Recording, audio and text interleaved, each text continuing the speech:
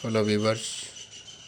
आज जो है फिर से वीडियो बनाने का मन किया और सोच रहा हूँ थोड़ा छोटा छोटा सा जीके का क्विज और उसका एक्सप्लेनेशन जो है अब फिर जो है बैक टू बैक वीडियो बनाया जाए।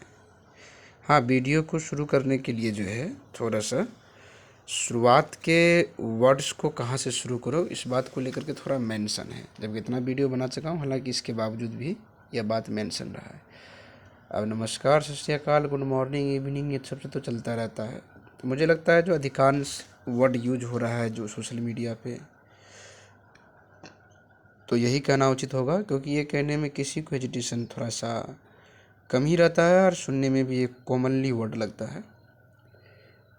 तो अब जो है वीडियो ज़्यादातर जो है नमस्कार, गुड मॉर्निंग, सत श्री अकाल वगैरह इस सब तरह के भी वर्ड्स यूज किए जाएंगे, लेकिन ज़्यादातर मुझे लगता है, मुझे भी बेटर लगता है कि जय हिंद कहना ही अच्छा होगा।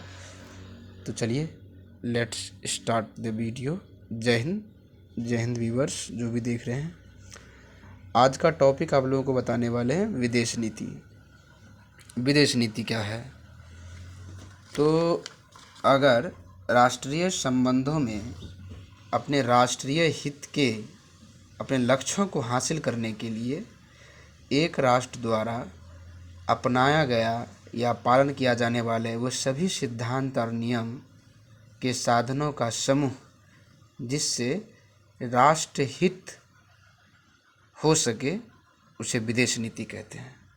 अर्थात कोई भी देश अपना विदेश नीति कुछ इस प्रकार बनाता है ताकि उनके देश का हित उसमें शामिल हो। जो उन्होंने लक्ष्य रखा होता है वह लक्ष्य उसमें शामिल हो और उस लक्ष्य को हासिल करने के लिए जो नियम और सिद्धांत है, साधन है, उसका भी समूह उसमें शामिल हो। इसे विदेश नीति कहते हैं। विदेश नीति बनाया क्यों जाता है? तो अपने राष्ट्रीय हितों की रक्षा करने के लिए, समावेशी घरेलू विकास के अनुकूल बाहरी वातावरण तैयार करने के लिए, समावेशी घरेलू विकास के अनुकूल वातावरण, जो अनुकूल मतलब जो अपने अनुसार हो। और तीसरा, यह निश्चित या सुनिश्चित करने के लिए कि वैश्विक मंचों पर भारत की, मान लीजिए भारत के लिए विदेश नीति अगर कहें तो भारत की आवाज़ सुनी जाए और भारत विश्व स्तर पर महत्वपूर्ण मुद्दों पर वैश्विक राय को प्रभावित करने में सक्षम हो।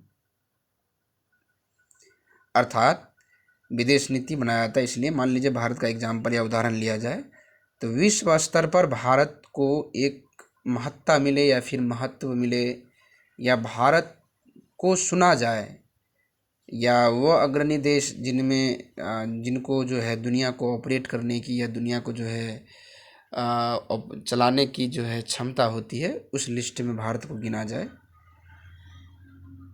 भारतीय प्रवासियों को शामिल करने के लिए और विदेशों में उनकी उपस्थिति से अधिकतम लाभ प्राप्त करने के साथ साथ उनके हितों की संभवतः रक्षा करने के लिए विदेश नीति बनाया जाता है। तो विदेश नीति का क्या उद्देश्य है ये आप सुन रहे थे। अब सुनिए, विदेश नीति निर्धारक कौन कौन से करते हैं। तो राज्य क्षेत्र का आकार जो है ये भी करता है, भूगोल, सामाजिक संस्कृति, सामाजिक संरचना, सरकारी संरचना और आंतरिक स्थिति, आवश्यकता और लक्ष्य, आर्थिक स्थिति का स्तर और प्रकृति, औद्योगिकरण, फिर अंतर्राष्ट्रीय शक्ति संरचना, कूटनीति, प्रौद्योगिकी, सभी इसके लिए है। आइए बारी बारी से जानते हैं। राज्य क्षेत्र का आकार कैसे, इसके लिए जिम्मेदार व्यापक मानव और गैर मानव संसाधन वाले राष्ट्रों में बड़ी शक्ति बनने की संभावना बेहतर होती है, जैसे जापान, मध्य पूर्व के देश, इजराइल आदि अपवाद है। व्यापक मानव और गैर मानव संसाधनों वाले राष्ट्र में बड़ी शक्ति बनाने की संभावना बेहतर होता है। भौगोलिक दृष्टि से भूमि की स्थलाकृति और उनकी उर्वरता, जलवायु और स्थान भी इसके लिए रिस्पॉन्सिबल होते हैं। सामूहिक संस्कृति, ऐतिहासिक, दार्शनिक और पारंपरिक पहलू, मूल्य और नैतिकता जैसे भाईचारा, अहिंसा आदि भी इसके लिए जवाबदेही होता है। सामाजिक संरचना, सामाजिक समूहों की प्रकृति और संघर्ष और सद्भाव का स्तर जो उनके पारस्परिक संबंधों को निर्धारित करता है, ये भी इसके लिए जिम्मेवार होते हैं। सरकारी संरचना कैसे? सरकार की संरचना यानी संगठनात्मक एजेंसियों जो कि विदेश नीति निर्माण और कार्यान्वयन को संभालती है, वो भी इसके लिए जिम्मेवार होती है। आंतरिक स्थिति, किसी राष्ट्र के आंतरिक वातावरण में होने वाले आकस्मिक परिवर्तन, अशांति या विकार भी विदेश नीति की प्रकृति और विकास को प्रभावित करता है। आवश्यकताएं और लक्ष्य, सुरक्षा और क्षेत्रीय अखंडता के साथ साथ देश के आर्थिक लक्ष्य और एक शांतिपूर्ण बाहरी वातावरण का होना भी आवश्यक होता है विदेश नीति के लिए। कूटनीति, अन्य राष्ट्रों के साथ संबंध के दौरान विदेश नीति के लक्ष्यों को प्राप्त करने का प्रयास किया जाता है और यह विदेश नीति का एक निर्धारक भी है। प्रौद्योगिकी, तकनीकी विकास का स्तर और प्रकृति विदेश की नीति महत्वपूर्ण है और इसका भी रोल विदेश नीति के निर्धारण में है। तो ये जितने भी केंद्र बिंदु बताए जा रहे थे वो सभी केंद्र बिंदु केवल इस बात के लिए कि विदेश नीति का निर्धारण कैसे होता है।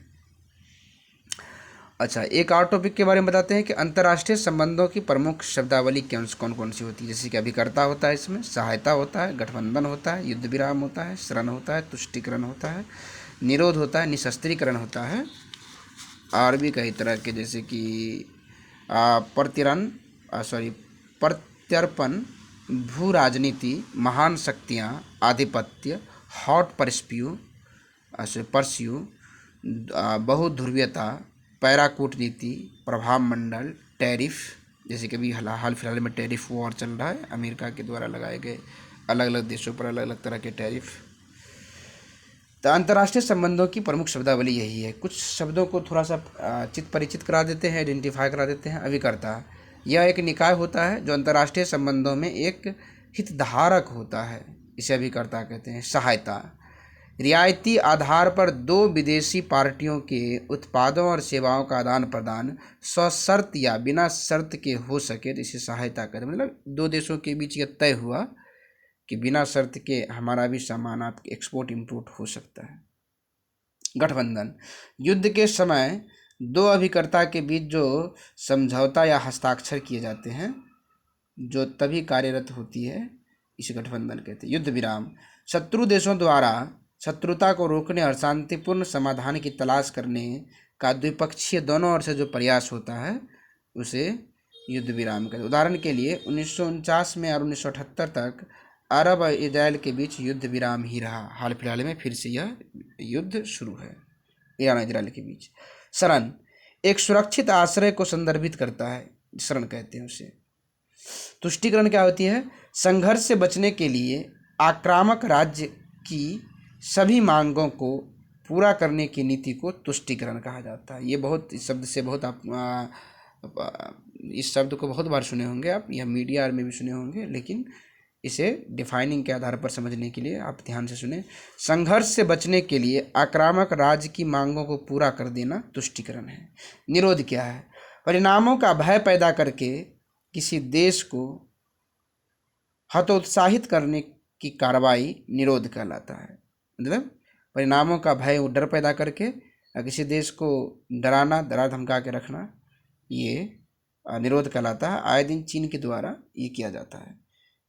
निरस्त्रीकरण, दिष्ट सशस्त्र प्रणालियों को कम करने, हटाने और समाप्त करने की राज्य की जो प्रक्रिया है, यह आमतौर पर परमाणु हथियारों के संबंध में ज़्यादातर प्रयोग किया जाता है। निरस्त्रीकरण मतलब किसी देश से किसी हथियार पर बैन लगाना या हथियार बनाने पर रोक लगाना, या उस देश में हथियार बढ़ाने पर रोक लगाना निरस्त्रीकरण कहलाता है। प्रत्यर्पण क्या है? ऐसी स्थिति जिसमें एक राज्य एक पलायक को दूसरे में स्थानांतरित करता है, उसे प्रत्यर्पण कहते हैं। चलिए, इस टॉपिक में इतना ही, और आगे की टॉपिक में आपको और जो है जानकारी मिल जाएगी। तब तक के लिए टेक केयर।